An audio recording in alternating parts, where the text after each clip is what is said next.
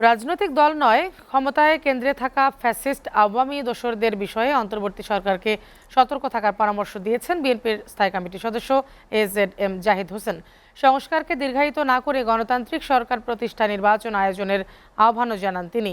এদিকে দলের vice chairman doctor Asaduzzaman Ripon বলেছেন, দেশ পরিচালনার দায়িত্ব কাদের হাতে থাকবে জনগণই সেই সিদ্ধান্ত নেবেন। জাতীয় প্রেস ক্লাবে আলাদা অনুষ্ঠানে এসব কথা বলেন তারা। রিফাত শিশিরের প্রতিবেদন।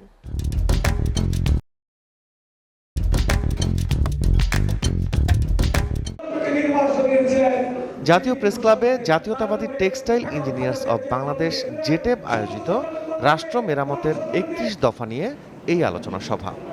বক্তারা দাবি করেন, ফ্যাসিস্ট সরকার পতনে নির্দিষ্ট কোনো গোষ্ঠী নয়, বিএনপির দীর্ঘ সংগ্রামী এর ভিত্তি করেছিল।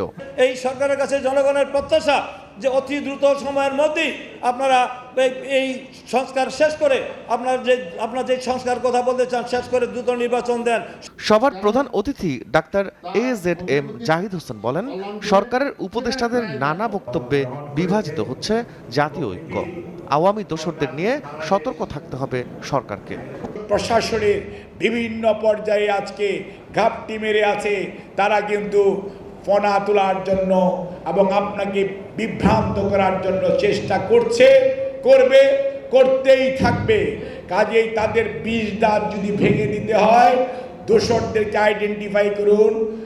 রাজনীতি দলের পিছনে লাগার দরকার নাই বন্ধুরা, আপনারা আপনাদের ভিতর ঘাপটি মেরে থাকা স্বৈরাচারের দোসরদের পিছনে লাগুন।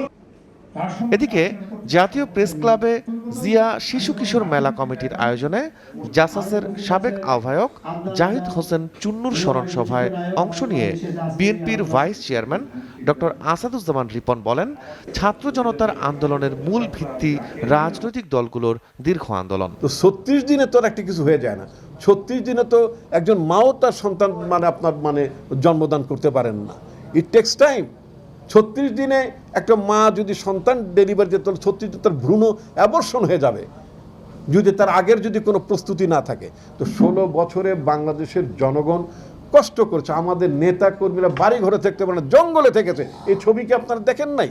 রিফাত শিশির, এসএ টিভি, ঢাকা।